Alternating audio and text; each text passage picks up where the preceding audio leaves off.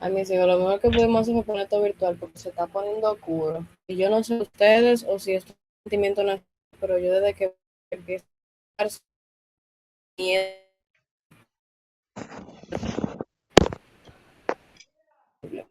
así que va a llover mucho.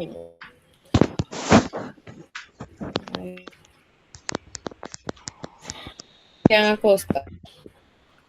Presente, maestro. Cristian, ¿tú fuiste el pasado? No, maestro, no pude ir. ¿Ari?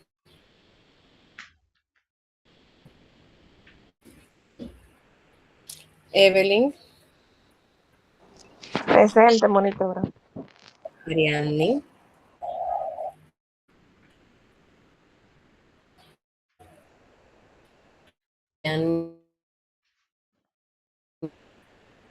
Ángel. Angélica, presente. Angélica, ¿tú fuiste acá?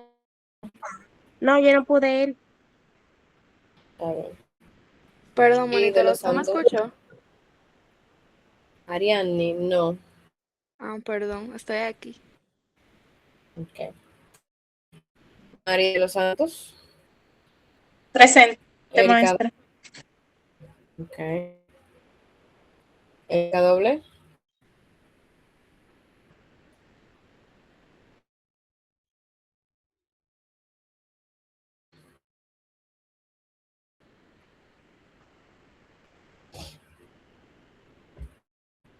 Okay. Ashley.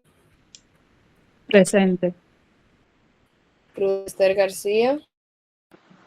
Presente, ¿me escucha? Cat Cat Luis Mar.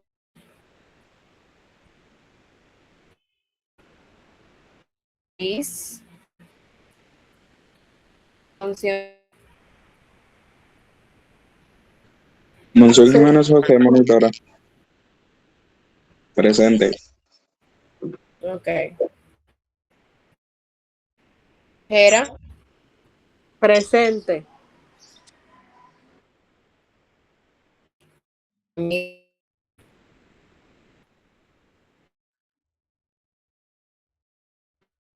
Eilis Reyes. Presente. Okay. Catherine Román.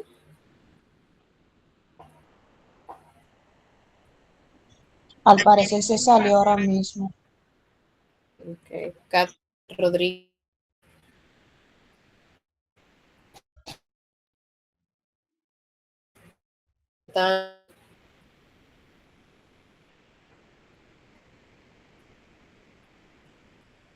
Monitora, se está cortando.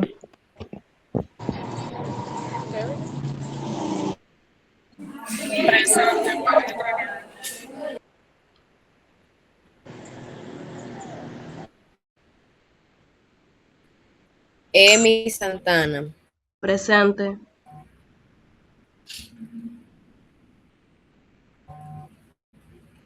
Ruth Esther Zorrilla.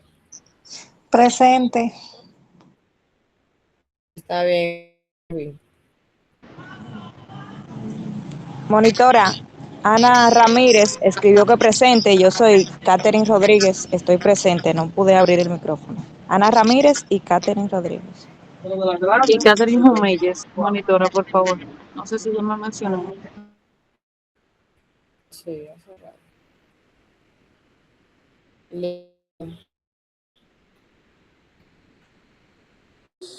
Monitora, yo no escuché que usted menciona a Eridania. Yo estoy aquí presente.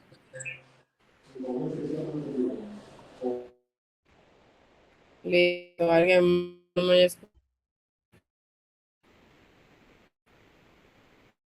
Lo que pasa, monitora, que usted se está escuchando entrecortado. Dame un segundito.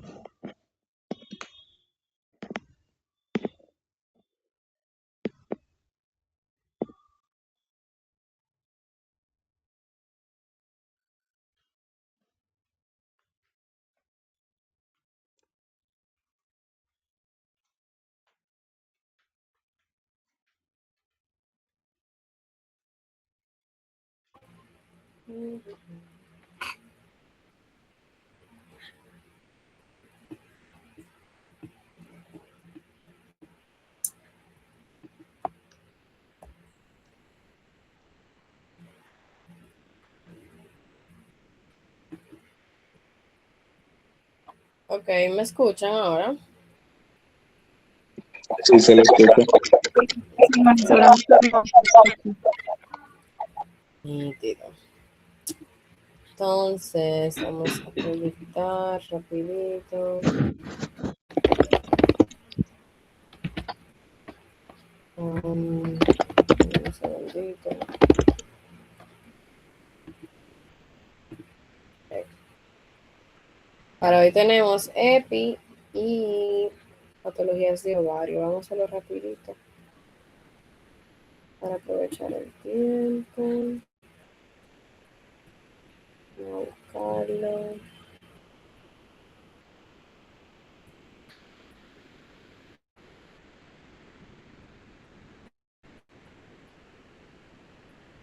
Clase, idioma, ok, ya.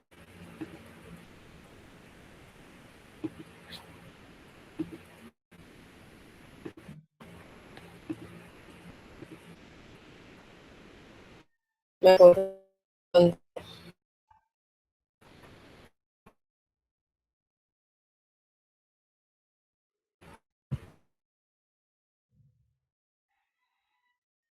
me confirman cuando vean mi pantalla, por favor.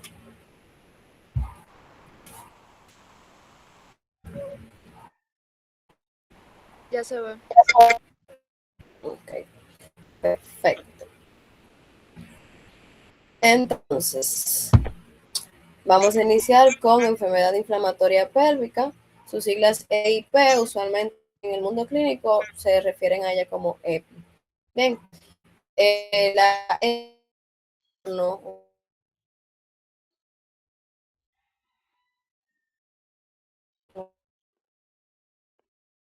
utiliza por una infección de manera.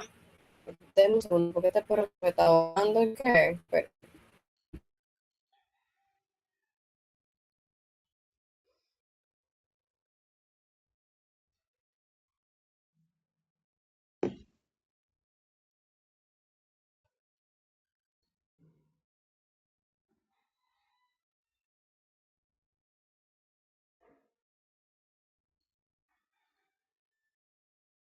Entonces hablábamos que un trastorno que se caracteriza por una infección o por infecciones recurrentes que ocurren de manera ascendente. Dígase que inician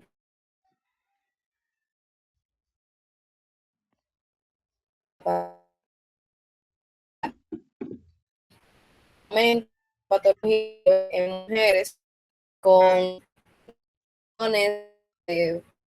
genitourinarias a repetición y sin resolución.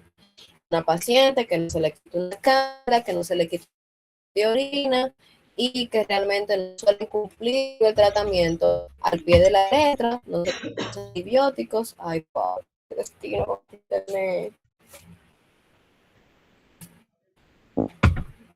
Todos me escuchan entrecortado. Sí, monitor. A ver, eh, justamente esta no la tengo. Por eso se la estoy dando, mi estimado, porque esta no la tengo grabada. Pero déjenme ver qué yo hago rapidito aquí. Vamos. No, pero entonces dame un segundito, déjame ver.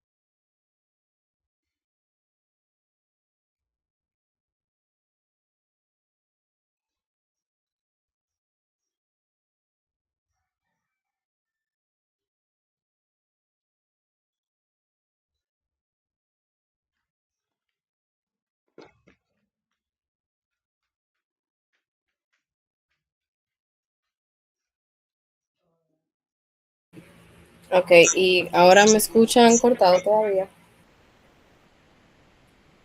Se escucha bien ya. Te Ay, escucho mucho bien. Ok, bien. Entonces, que las infecciones de manera ascendente, dígase que inician de vulva y cuando la paciente no cursa con el tratamiento de manera correcta, una infección vaginal o una urinaria, pues pueden ocurrir estos eventos. En cuanto, en cuanto a su etiología, el caso de enfermedad inflamatoria pélvica es típicamente por la Neisseria gonorrhoeae. La EPI es la complicación más grave de la frecuente y la segunda parte tenemos las infecciones por clamidia y también las bacterias endémicas suceden durante el puerperio. ¿Alguien sabe lo que es el puerperio?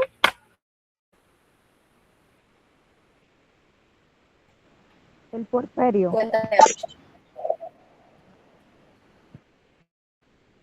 es el periodo de posparto, o sea, el tiempo que transcurre después del parto. Yo creo que son 30 o 40 días, si no me equivoco.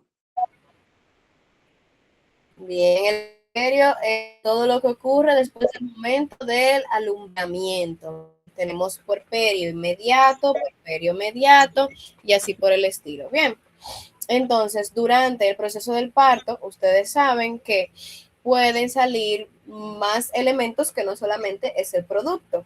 Bien, entonces es una oportunidad para bacterias que usualmente se encuentran en el intestino, en el área enteral, como los estreptococos, estafilococos, micoplasmas, etcétera, etcétera. Bien, también estas bacterias entéricas pueden provocar una enfermedad pélvica inflamatoria. En cuanto a sus características clínicas, es importante mencionar que la EPI cursa usualmente con dolor pélvico, ya de una evolución bastante pronunciada. La paciente cursa con fiebre y secreción vaginal, que va a depender mucho del agente etiológico. Usualmente es un exudado en el caso de la gonorrea. También cuando la paciente se le manipula en un examen físico, por ejemplo, o cuando tiene contacto con alguno de los anexos, pues puede desarrollarse una reacción de hipersensibilidad. Bien, en cuanto a la patogenia, usualmente cuando inicia la infección empieza, ay, Dios mío, me va a caer esto, empieza a afectar la parte más externa, principalmente inicia por las glándulas de Bartolino. Bien, posteriormente la infección va ascendiendo hacia el cuello uterino. A este punto la infección se mantiene total y completamente asintomática, como por 2, 3, hasta una semana, 2 o 3 días, una semana aproximadamente. Luego, ¿qué sucede? Que por razones que todavía se desconocen, cuando se va diseminando la infección, no afecta el endometrio. Dígase que en la EPI el endometrio se preserva y la patología, o sea, el proceso infeccioso, como que se lo vuela, se lo salta esa cavidad uterina y llega hacia las trompas e incluso región tubo-ovárica. ¿Ok? Claros con eso, en la EPI se preserva el endometrio. La infección empieza en la parte más externa, glándulas de Bartolino, asciende por cuello uterino, sobrepasa el endometrio, no lo afecta, pero sí empieza a afectar trompas de falopio y la región tubo-ovárica. Bien, seguimos. ¿Cómo se pasa? Ok. Entonces, en cuanto a su morfología, va a depender mucho del estadio de donde esté ya la enfermedad pélvica inflamatoria. Usualmente, el tipo de inflamación que vemos aquí es una inflamación de tipo supurativa, ¿bien? Que puede afectar la mucosa superficial, ya sea de la trompa de falopio, la región tubo-ovárica, y también puede afectar la submucosa subadyacente. Bien, en primer lugar, la primera fase es una salpingitis supurativa aguda. Bien, En esta parte usualmente vamos a ver la serosa de las trompas de falopio, dígase la parte más externa, ¿verdad? La capa más externa, de manera hiperémica. Se va a ver una serosa enrojecida. Vamos a ver una secreción, específicamente un exudado purulento, que puede incluso llegar hacia las fimbrias de esa trompa de falopio. Bien, luego tenemos la salpingoforitis. Ya ahí yo veo, según el nombre, que la afectación no está solamente aislada en las trompas de falopio, sino cuál órgano se está viendo afectado. Si estamos hablando de oforitis. Los ovarios. ¿Quién me dice? Exactamente. Entonces, ese exudado purulento que previamente vimos en la salpingitis supurativa aguda está provocando que las fimbrias empiecen a adherirse a ese ovario. Bien. Luego tenemos, ¿están viendo mi presentación? Sí, pero está todavía en características y causas. Ah, ok. No sé qué ha pasado de ahí. Está bien. Bueno, como que no nos estaba presentando como nada importante. En el caso entonces, la tercera fase son los abscesos tubo-ováricos. Cuando hablamos de abscesos, recuerden que nos referimos a ¿qué? A un acúmulo de pus, ¿cierto? Entonces, tanto en las trompas de falopio como en el área del ovario va a empezar a producirse un acúmulo o una acumulación de pus. Las últimas fases pueden ser tanto un hidrosalpinx como un piosalpinx. Cuando hablamos de piosalpinx, nos referimos a que hay pus en toda la luz toda la luz de la trompa de falopio. Bien. ¿Qué sucede? Que esa pus posteriormente puede sufrir un proceso de proteólisis. Y en vez de ser ese líquido purulento, pues se convierte como en un líquido ceroso. Y todo ese líquido ceroso va a estar ocupando la luz de esa trompa de falopio. Bien. ¿Todavía siguen en la diapositiva anterior? No, no se ve nada. Yo sí me alegro. Este internet me la va a hacer hoy. Características y causas, sigue bien, no sé. Déjame ver. Déjame proyectar, o sea, dejar de proyectar, para ver si cambia.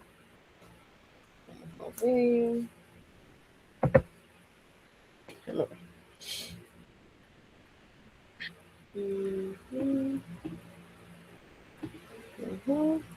Lo quité. Ahora lo voy a poner de nuevo. ¿Me avisas? Ahora sí se ve. Ok, entonces tómenle un captura a eso, repitiendo. En la salpingitis supurativa aguda tenemos una serosa hiperémica, se va a ver rojito, la serosa. Vamos a ver afectación de las fimbrias, ¿por qué? Por la presencia de un exudado purulento. En la salpingoforitis ya vemos afectación del ovario, en el sentido de que las fimbrias de esa trompa de falopio se van a ir adheriendo al ovario. Bien, luego tenemos los abscesos tubo-ováricos, que es la acumulación de pus en ciertos segmentos de la trompa de falopio, ¿ok? Y cuando la pus ocupa toda la luz de esa trompa, esa luz tubárica, pues entonces estamos hablando de un piosalpinx. Bien, ese piosalpinx, ese exudado purulento, puede sufrir una proteólisis y convertirse en un líquido ceroso. Y ahí entonces se denomina como hidrosalpinx. Bien, ese líquido ceroso es muchísimo más claro que la pus, pierde todas esas proteínas en ese proceso y por eso se le denomina hidrosalpinx. Bien, vamos a la siguiente. ¿Me avisan si se cambió? Sí, monitora. Sí. Perfecto. Entonces, fíjense aquí arriba, estamos ya en una fase más aguda, que es que la salpingitis supurativa aguda, recuerden que la serosa se va a ver enrojecida y vamos a ver la presencia de exudado purulento. Bien, luego tenemos un piosalpinx. En este caso, pues la acumulación de pus ocupa toda la luz. En los abscesos, recuerden que está en un segmento en una parte en específico. Si es un piosalpinx, es que la luz de ese órgano, todo el espacio, está siendo ocupado por pus. Bien, aquí también tenemos, por ejemplo, una salpingoforitis, donde ya hay adherencias del ovario hacia la trompa de falopio. Bien, ya que está en un proceso muchísimo más avanzado, incluso ya se ven necróticas, pero fíjense, este es un ejemplo muy bueno para que vean cómo el útero en sí y cavidad uterina se ha mantenido intacto en la EPI, mientras que la afectación y los problemas se ven ¿dónde? En ambas trompas. Acá, por ejemplo, tenemos un corte de abscesos tubo-ováricos. Fíjense en las zonas de aquí están sin cortar y aquí se ven los cortes. Fíjense en las zonas de absceso.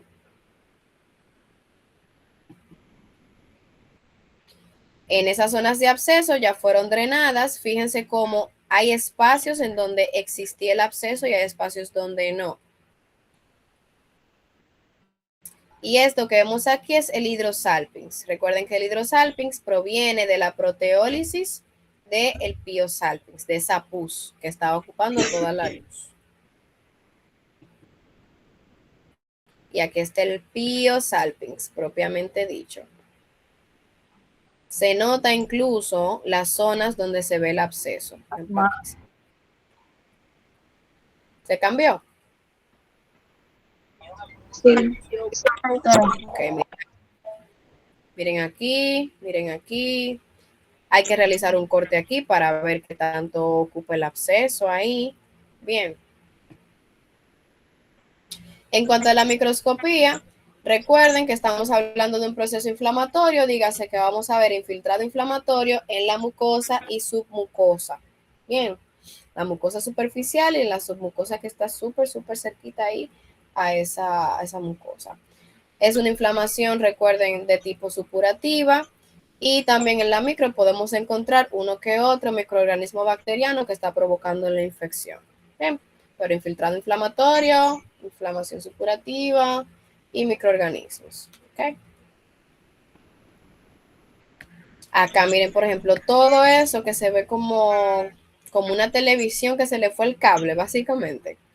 Es la mucosa que está siendo afectada por la inflamación. Todos esos puntitos son neutrófilos polimorfonucleares. Es inflamación ahí aguda. Todo eso ahí. ¿Bien?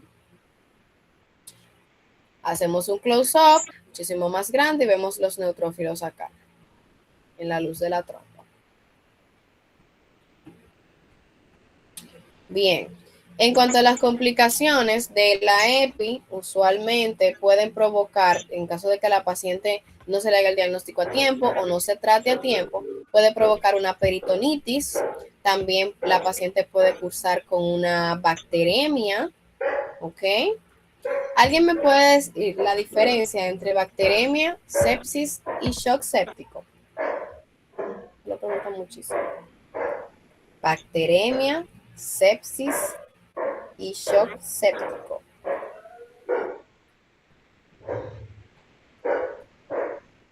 Nadie, ni un guayabazo, nada.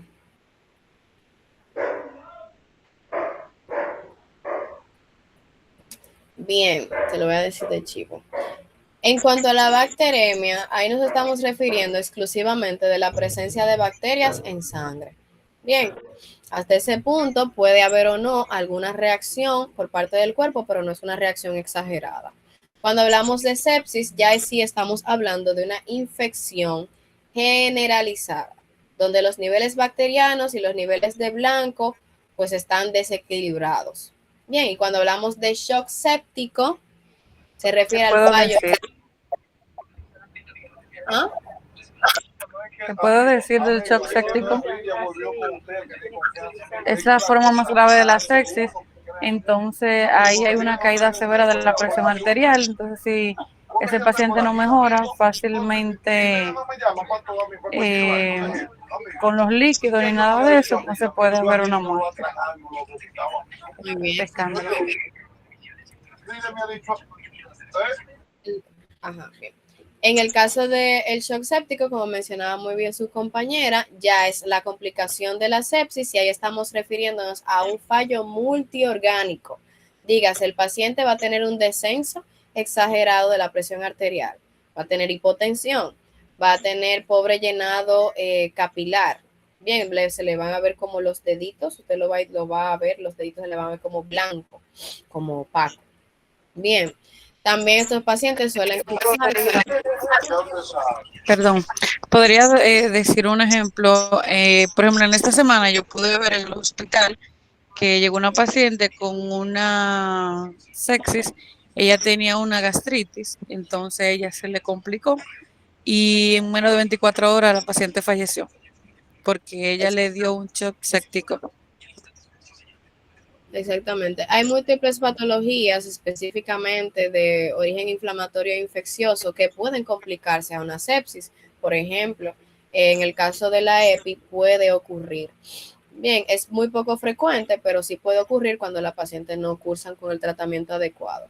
Entonces, en ese shock séptico vamos a encontrar ese paciente hipotenso con una temperatura elevada, usualmente manejan fiebres a partir de los 39 grados, se van a ver pálidos, van a tener pobre llenado capilar, etcétera, etcétera. Bien, entonces ahí está la diferencia.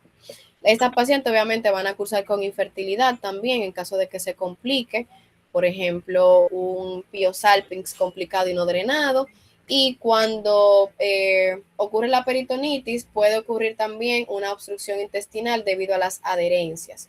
Todo proceso inflamatorio, recuerden que termina en un proceso de reparación tisular y esto suele ocurrir en la EPI, que empieza a producirse esa fibrosis y provoca adherencias con órganos adyacentes. Bien, esa bacteremia en la paciente, además de cursar con sepsis, usualmente inician con una endocarditis o una meningitis, usualmente. Bien, seguimos. Aquí no damos quiste. Bien, perfecto. Vamos a entrar ahora a ovario. Bien. Los tumores de ovario constituyen aproximadamente el 3% de todos los cánceres femeninos. Ocupan el tercer lugar. El primer lugar ocupa el cáncer cervical, cuando hablamos de aparato reproductor femenino interno, ¿cierto? Porque el primer lugar es mama. Ocupan el primer lugar, o sea, el cáncer cervical, cáncer de cervix, luego el cáncer endometrial, carcinoma endometrial, que ya lo vimos, y el tercer lugar, los tumores malignos de ovario. Bien, es el quinto cáncer más común en mujeres, pero la mayoría suelen ser benignos. Entre los 20 a los 45 años suelen ser de estirpe benigno. Sin embargo, cuando la edad de la paciente avanza, entre 45 y 70 años, pues suelen ser un poquito más peligrosos. Bien, hay ciertos factores de riesgo que predisponen a las pacientes a los tumores de ovario, por ejemplo, la nuliparidad, dígase una mujer que nunca ha dado a luz, nunca ha estado embarazada. La historia familiar es muy importante, si se tiene familiares de primero o segundo grado que posean, ¿verdad? Hayan tenido cualquier tumor de ovario. Padecer de cualquier otro tumor genital puede predisponerte a un carcinoma de ovario o a un tumor ovárico. Todavía está en estudio la utilización de anticonceptivos orales y la ligadura de trompas, como esos métodos anticonceptivos, usualmente constituyen un menor riesgo, pero todavía no se sabe exactamente por qué. Bien, en cuanto a los genes que participan en la aparición de estos tumores, podemos encontrar el BRCA1 y el BRCA2. Dígase que una paciente con cáncer de mama usualmente puede también cursar con un tumor de ovario, o una paciente con un tumor de ovario eventualmente pudiera cursar con un cáncer de mama. Bien, otros genes afectados son el HER2 y el TP53, como en la mitad de los casos.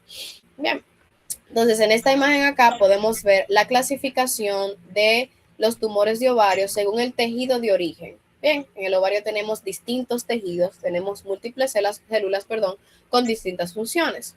En primer lugar, los más frecuentes son los tumores de células epiteliales superficiales. Bien, constituyen un 65 o 70% de los casos y lamentablemente tienen un índice de un 90% que suelen ser de estirpe maligno.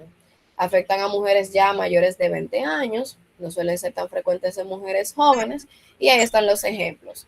El día de hoy nosotros vamos a ver tanto el tumor seroso como el tumor mucinoso de ovario. Bien.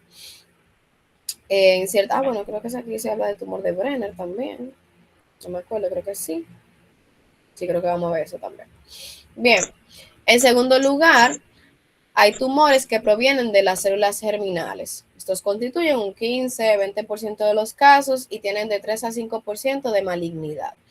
Ocurren en pacientes desde el nacimiento hasta tener más de 25 años. ¿Por qué? Porque nosotros ya nacemos con nuestras células germinales. Entonces, a partir de ahí, hay posibilidad de que se pueda desarrollar un tumor.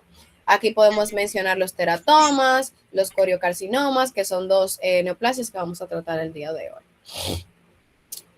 Están después los tumores de cordón sexual o del estroma. Estos usualmente pueden aparecer a cualquier edad, no son tan frecuentes y no suelen tener tanto riesgo de comportamiento maligno. Bien, ahí incluimos los fibromas, que ustedes lo vieron en patológica 1, fibroma tecoma, y también los tumores de células de Sertoli o de Leydig. Por último, pero no menos importante, tenemos la metástasis en ovario. Hay muchas patologías que hacen metástasis en ovario. Por ejemplo, ¿alguien se acuerda de un tumor específico que hace metástasis en ovario, que lo vimos en la primera parte cuando hablamos de digestivo, específicamente carcinoma gástrico? ¿Cómo se le llama ese tumor metastásico en ovario debido a un carcinoma gástrico? Rokitansky. No. Exactamente, tiene una El K. Kuchenberg. Tumor de Kuchenberg, algo así. Ya. Así mismo. Bien, entonces estos tumores metastásicos son muy frecuentes, tanto en neoplasias malignas de estómago como de colon, en las pancreáticas también, y el carcinoma de mama también puede hacer metástasis en ovario. Bien, luego tenemos tumor no primario ovárico, que también es un tipo de metástasis. Bien. Entonces, iniciamos con tumor seroso de ovario. Bien, recordamos que es una neoplasia que deriva del epitelio superficial y tiene un comportamiento quístico. Constituye aproximadamente como el 30% de todos los tumores de ovario. La mayoría suele ser benigno o limítrofe, dígase que tiene buen pronóstico, mientras sea entre los 20 o 50 años en una paciente de una edad regular. Pero en el resto de los casos, como en un 25% de los casos, suelen tener comportamiento maligno. Entonces, en este caso, al tumor seroso de ovario también se le conoce como cistadenoma seroso de ovario. Bien, cistadenoma, recuerden, porque los ovarios pueden tener un comportamiento glandular, ¿verdad? Y cist porque suelen formar quistes. Bien, y seroso ya veremos qué es por su contenido. Entonces, cuando hay malignificación del tumor seroso de ovario, se le conoce como cistadenocarcinoma seroso de ovario. Bien, que ese sí es el tumor ovárico maligno más frecuente. La contraparte maligna de este es el más frecuente, el maligno. Bien. Entonces, en cuanto a su morfología, el cistadenoma seroso de ovario puede clasificarse en 3. Puede ser benigno, se le conoce como cistadenoma papilar, puede ser limítrofe o puede ser maligno. Bien, en un cistadenoma papilar benigno vamos a ver una pared del quiste, ¿verdad? Todo esto es la neoplasia, una pared quística bien brillante, ¿ok? Si realizamos un corte vamos a ver proyecciones papilares de una coloración amarillenta. Bien, esas proyecciones papilares vienen desde el interior del quiste. En el 20% de los casos, este cistadenoma suele ser bilateral, dígase que puede afectar el benigno ambos ovarios. Bien, aquí lo podemos ver, miren acá, la pared brillante. Incluso si se fijan bien, se pueden ver de afuera hacia adentro las pequeñas proyecciones papilares, se fijan, amarillentas. Aquí, acá y acá también. En el caso del tumor seroso de ovario limítrofe, vamos a ver muchísimas más proyecciones papilares y en el 30% de los casos suele ser bilateral, ¿ok? En lo anterior era 20%, aquí es el 30%. Ya cuando hablamos de un cistadenocarcinoma, estamos frente a un tumor seroso de ovario maligno. Bien, vamos a ver una masa tumoral muchísimo más sólida, pero también sigue como el comportamiento papilar. Bien, la cápsula de estas neoplasias suele ser una cápsula nodular, a diferencia de la anterior, que era brillante y lisa y solamente se veían las proyecciones papilares. Acá otro ejemplo de cistadenocarcinoma. Fíjense acá, sigue el comportamiento papilar. Recuerden que toda neoplasia maligna tiene abundantes focos de necrosis y hemorragia. Aquí se puede ver súper bien en comparación con las anteriores. Bien, en cuanto a su microscopía, también se va a clasificar si es benigno, limítrofe o maligno. En un cistadenoma papilar benigno, vamos a ver exclusivamente un epitelio cilíndrico ciliado, a este momento simple, ¿verdad? Porque tiene una sola capa y el estroma intacto. Bien, cuando estamos en un borderline, vamos a tener mayor estratificación, dígase que vamos a tener de 2 a 3 capas de esas celulitas neoplásicas y vamos a empezar a encontrar atipia celular. Bien, el estroma hasta este punto todavía no está afectado, ¿cierto? Ya cuando estamos frente a un cistadenocarcinoma o un tumor seroso maligno, vamos a ver invasión estromal y células total y completamente anaplásicas, células muy, muy anormales. Bien. Aquí tenemos el benigno, fíjense, una sola capita de células cilíndricas ciliadas. Fíjense aquí arriba que tienen los cilitos pequeñitos ahí. Acá igual.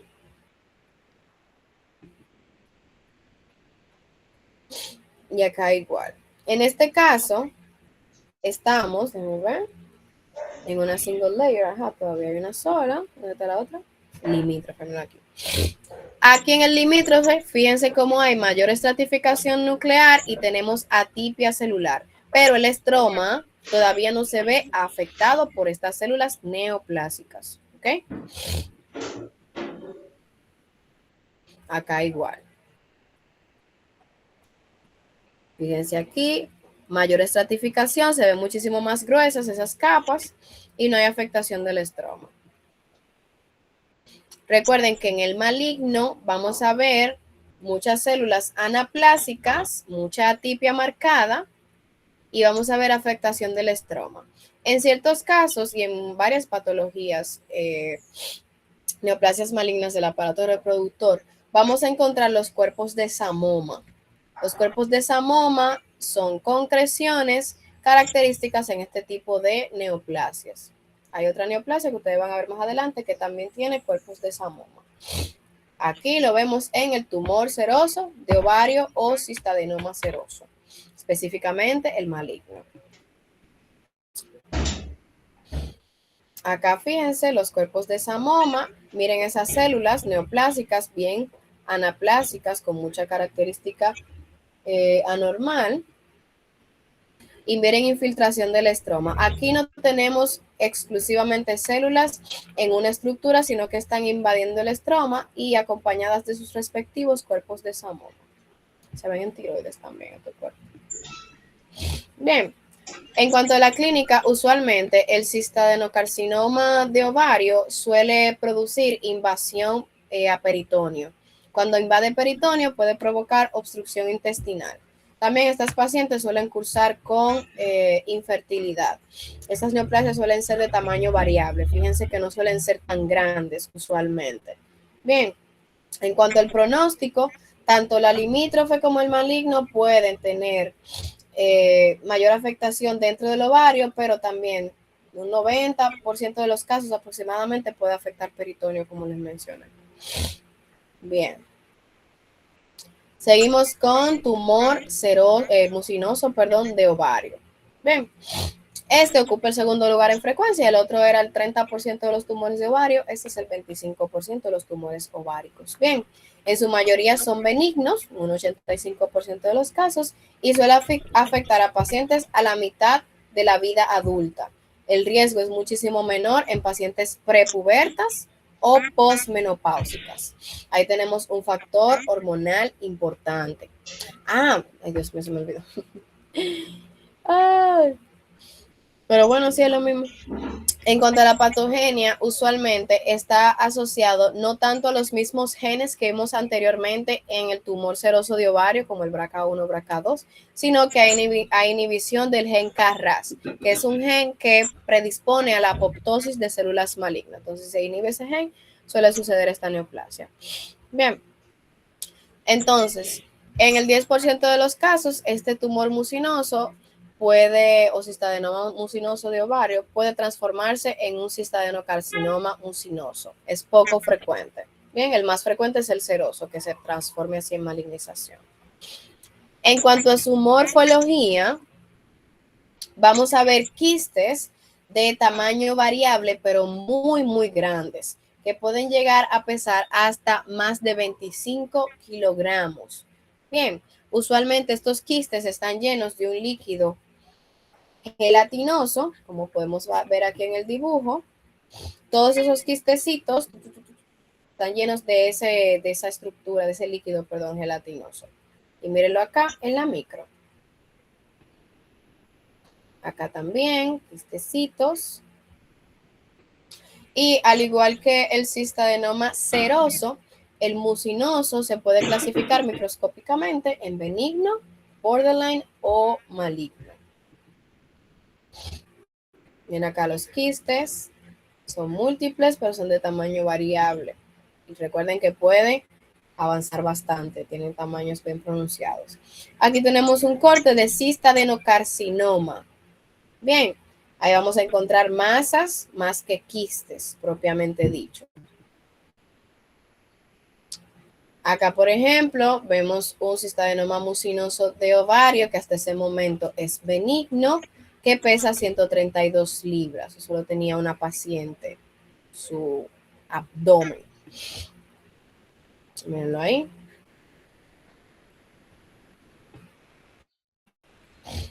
Y acá la paciente previamente a la extirpación de la masa, o del tumor más bien. Bien. En cuanto a la micro, cuando son tumores benignos, usualmente vamos a averiguar un epitelio cilíndrico, pero recuerden que estas celulitas es mucinoso, entonces van a tener mucina en su borde apical.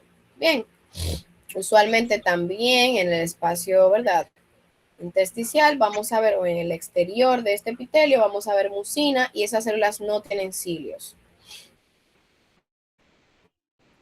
Y miren acá.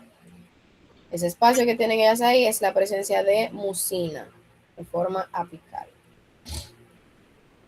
Miren aquí, es súper bien. En cuanto al borderline, igual, vamos a tener mayor estratificación y la presencia de atipia. Miren acá donde se acumula toda la mucina en los quistecitos producidos por las células neoplásicas.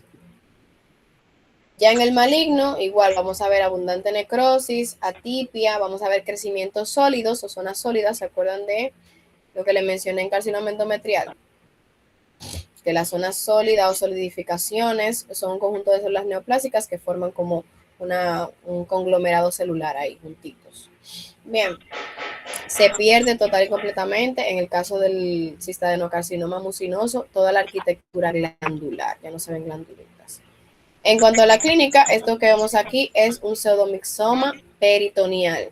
El pseudomixoma peritoneal se caracteriza por la presencia del tumor ovárico, una ascitis mucinosa, puede haber implantación quística en el peritoneo y también adherencias. Dígase que la paciente en estos casos también pueden cursar con obstrucción intestinal, etcétera, etcétera. Bien, la clínica básicamente de estos tumores es el pseudomixoma peritoneal, que incluye todo eso, el tumor ovárico, ascitis mucinosa e implantación quística, afectación del peritoneo. Tómenlo en captura eso. Ahí están las diferencias entre el seroso y el mucinoso. Bien. Seguimos.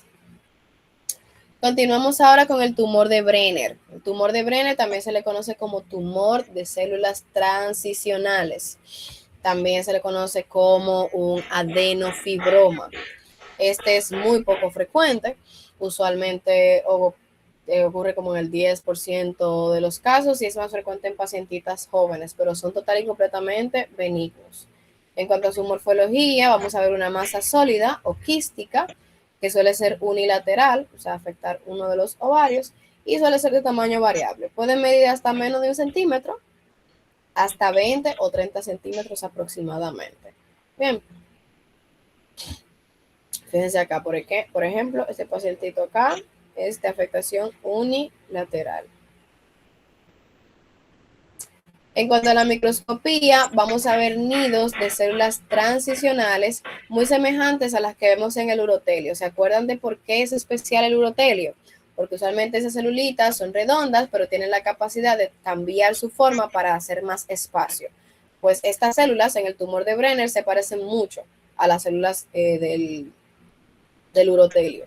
Suelen ser células ovoides, con un citoplasma como clarito y un núcleo vesiculado. Miren ahí. Bien. Un núcleo como raro. En cuanto al estroma, suele ser un estroma fibroso, aquí se puede ver mejor, un estroma fibroso y bastante denso. Acá igual, miren las celulitas del urotelio. Oh, padre. Y fíjense en el estroma fibroso. Ese es el tumor de Brenner. Ok, pues, muy bien, me parece bien.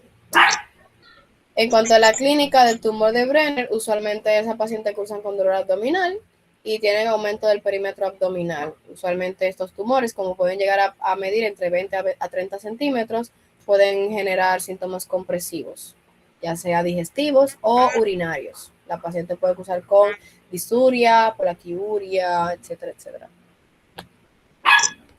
Bien. Ay, no, ustedes dieron teratoma en pato 1. ¿Lo podemos skipear, sí o no? ¿Skipeamos teratoma? Sí, dele. Dele, sí. Bien, pues ya ustedes vieron eso. Polo.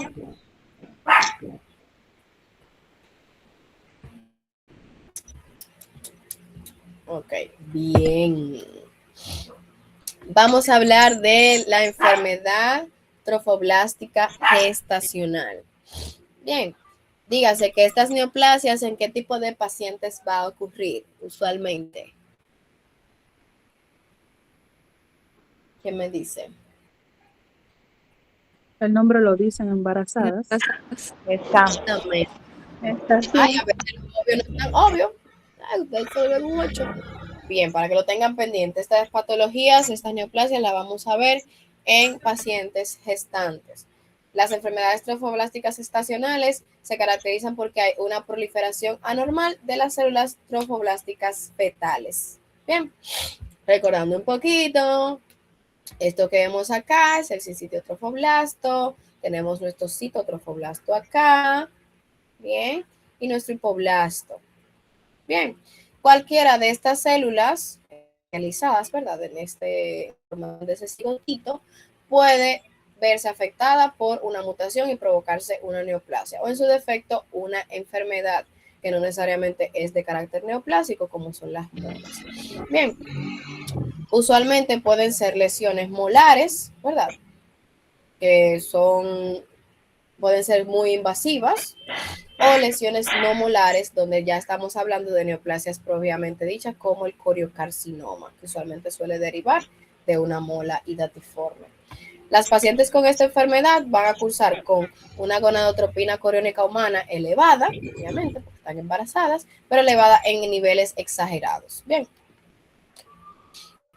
Vamos a iniciar con la mola hidatiforme. Bien.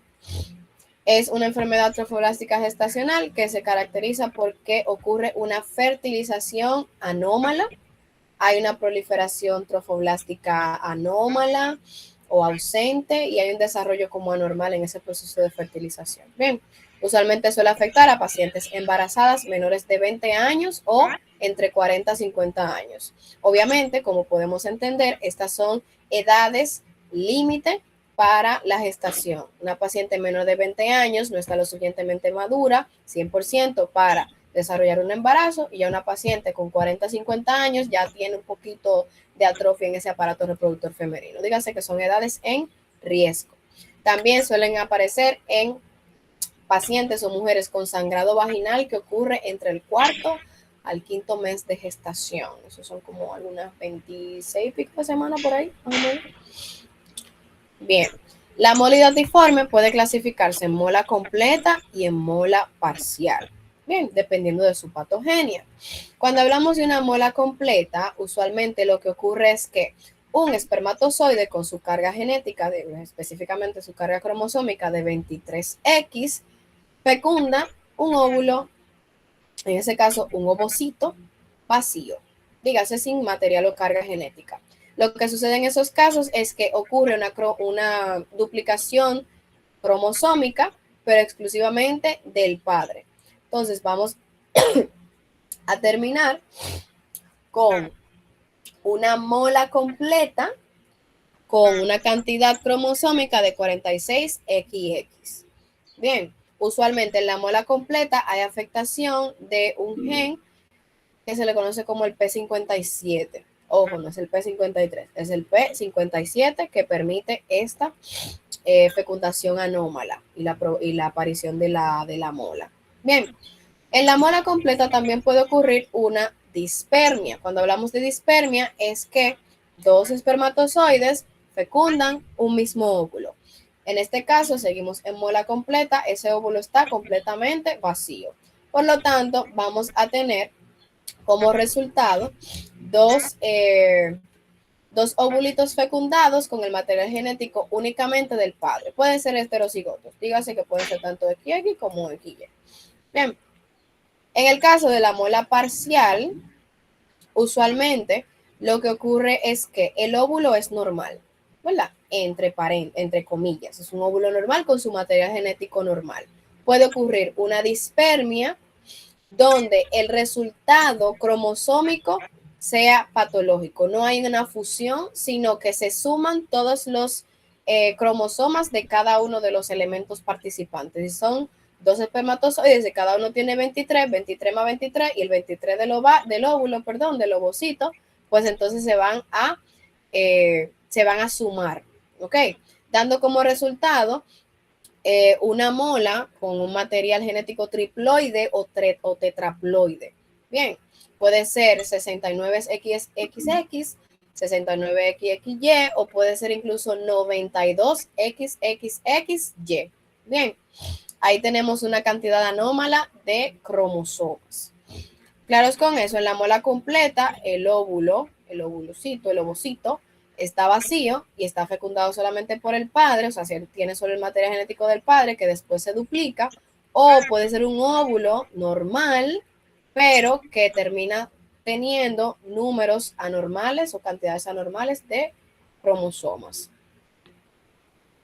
Ahora, esa es la diferencia en cuanto a la patogenia, ¿verdad? En una se ovula, se fecunda un óvulo vacío y en otra no.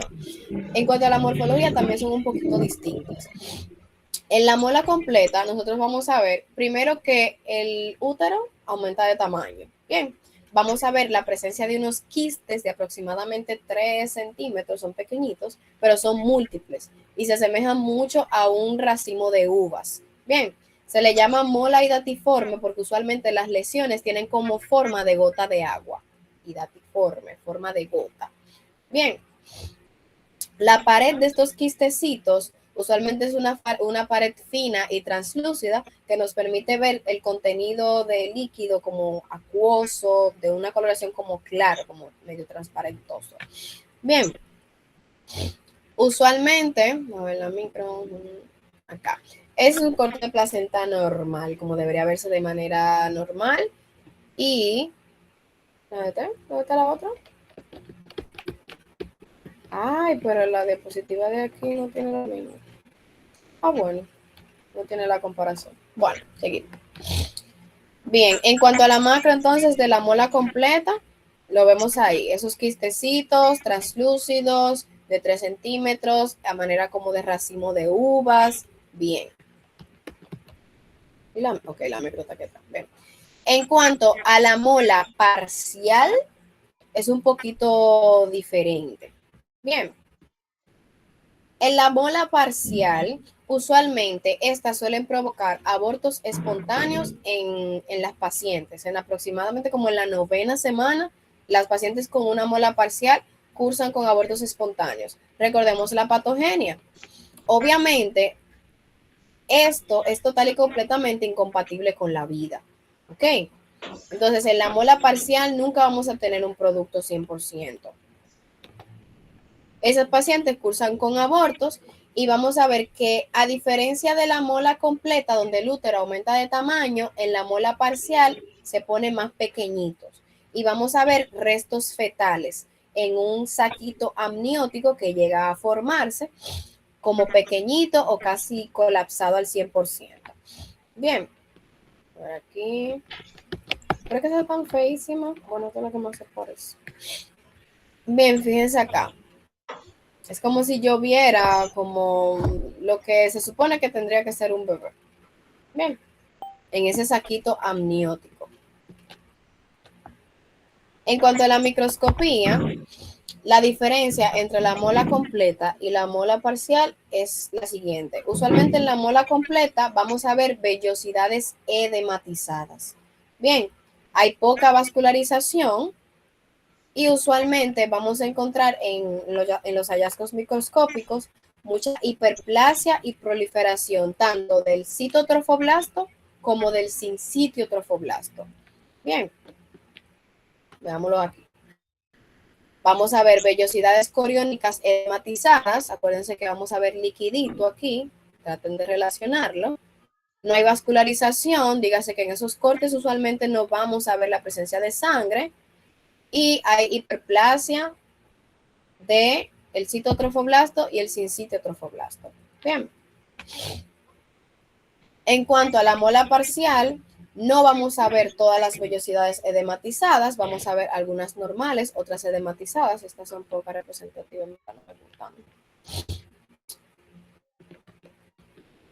Ok, esta sí.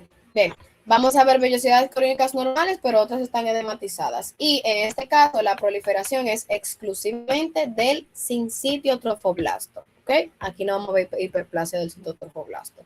Y es como leve y es como focalizado, como que está en un solo lugar. En la mola completa, todas las vellosidades edematizadas y proliferación de ambos elementos, tanto el cito como el sincitio trofoblasto. Aquí, mira aquí, que lo tiene más lejos. Miren acá, fue una mola parcial. Recuerden, se provocan abortos espontáneos y se llega a formar el saquito amniótico. Y esta es la microscopía. Tómenle una foto a eso, un capture. Diferencia entre mola completa y mola incompleta. Recordando, el edema en la mola completa es en todas las vellosidades coriónicas.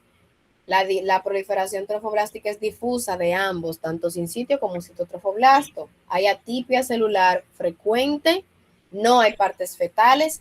Y recordando, la mola completa es la que tiene mayor probabilidad de desarrollar un coriocarcinoma. Bien, en cuanto a los niveles de gonadotropina coriónica humana, suelen estar elevados por encima de 100.000 unidades por mililitro. Bien, en la mola completa suelen estar muy, muy elevados. En la incompleta, no tanto. Bien. Suelen estar elevados también porque recuerden que en estas enfermedades la característica es esa, que están elevados por encima de los niveles normales en un embarazo, pero en la mola parcial o incompleta, en verdad no son tan elevados. Bien. La clínica de esos pacientes, si es una mola parcial, pues cursa con un aborto, recuerden, a la 9ª semana. Usualmente se le tiene que practicar un legrado y en el legrado se va a ver como en la mola completa, por ejemplo, se va a ver como líquido acuoso y resto como del tejido de la mola. Bien, recuerden que la mola completa tiene un 2% de probabilidad de un coriocarcinoma. En la incompleta es muy raro. Entonces, culminamos con el coriocarcinoma. El coriocarcinoma es una neoplasia epitelial maligna que se caracteriza por la proliferación anormal de células trofoblásticas. Usualmente los coriocarcinomas pueden aparecer tanto en el útero como en embarazos ectópicos, ¿ok? Donde sea que haya un embarazo formándose, aunque no sea el lugar normal, puede aparecer un coriocarcinoma. Son muy poco frecuentes, o sea, son muy raros. Y usualmente suelen afectar a pacientes jóvenes, menores de 20 años. Bien, afecta a 1 de cada 30,000 embarazadas en Estados Unidos. En cuanto a su etiología, el 50% de los coriocarcinomas deriva de una mola edatiforme. ¿De cuál mola? ¿La completa o la incompleta? La completa. La completa. Muy bien, excelente. El 25% se deriva como de una paciente que haya cursado con abortos previos, el 22% surge de embarazos normales y el 3% de embarazos ectópicos e incluso de teratomas, pero es muy raro. Bien, en cuanto a la macroscopía, vamos a ver una masa bien voluminosa. Va a tener una coloración blanco-amarillenta, como podemos ver aquí, y la consistencia es muy blanda, como si fuera como carne, como carnosa. Bien, como carne de pollo, como tiernita. No cruda, pero como blandita. Bien, vamos a encontrar, como es una neoplasia maligna, recuerden, focos de necrosis y hemorragia. Bien, en cuanto a la microscopía, usualmente los coriocarcinomas suelen ser muy epiteliales. Bien, vamos a ver un aumento exagerado del trofoblasto, células con características anaplásicas, miren esto aquí, por ejemplo, estas células se ven rarísimas. Vamos a encontrar mitosis anormales, todo eso. Vamos a ver invasión tanto del miometrio como de vasos sanguíneos. ¿Ok? Por lo tanto, ya vamos a ver que es posible que haya metástasis. Y focos de necrosis y mucha hemorragia. Miren eso, o sea, eso es hemorrágico 100%. Bien, el coriocarcinoma hace metástasis a pulmón en el 50% de los casos. Puede hacer metástasis a vagina. Puede hacer metástasis a otros órganos como cerebro, riñón, hígado e incluso médula ósea, que son también muy dulces para las metástasis. Bien, en cuanto a la clínica, usualmente el coriocarcinoma suele manifestarse en caso de que la paciente haya tenido un aborto previo meses después del aborto. Bien, usualmente durante el embarazo las pacientes van a cursar con un manchado, van a manchar como con un líquido sanguinolento, pero que va a tener muy mal olor. Bien, de cualquier forma, cualquier sangrado durante el embarazo, usted se cura en salud y asiste a su médico a consulta, no a emergencia. Si ese sangrado no está acompañado de un dolor de cabeza o un dolor abdominal insoportable, usted va a consulta. Ok, no vayan a emergencia porque están manchando, porque puede pasar. Bien, pero en este caso, en el coriocarcinoma, ese sangrado es muy como maloliente y se ve como raro, se ve como anormal. Bien. Aquí tenemos otro corte histológico, recordemos, abundante de necrosis y hemorragia. Vamos a ver características de anaplasia, mitosis anormales, eso se ve muy feo. Aquí ya mencioné las metástasis a pulmones, vagina, cerebro, hígado, riñón y médula ósea. Bien. ¿Alguna pregunta respecto? Bueno, este es el momento del... Ya apareció el perrito. Está feliz. Bien. ¿Pregunta? Monitora. Disculpa. Los temas que usted no menciona en la clase, ¿sí van para el examen? No va a mis hijos porque yo hago el examen. Yo sé lo que no le di. Y usualmente yo no doy eso porque ya ustedes lo vieron en pato 1. De que teratomía, que plasia, que eso. Ahora que me pongo presente, porque cuando usted estaba pasando la lista, yo estaba tratando de decir presente y no me funcionó el micrófono. Yo te puse presente. Podía fijarse si a mí tampoco me escuchó. Se me puede poner presente. Yo le puse presente también, Paola. Mari, que tú me dices. Era eso que no estaba segura si me había escuchado. Como tenía un problema con la conexión, yo también tenía problemas con la conexión en ese momento. Luis, no, a ti no. ¿Me podría poner presente, monitora, por favor? Tú me das un segundo, yo te pongo presente. Bien. Entonces, mis hijos, Luis. Monitora, Azaris Bolo está presente.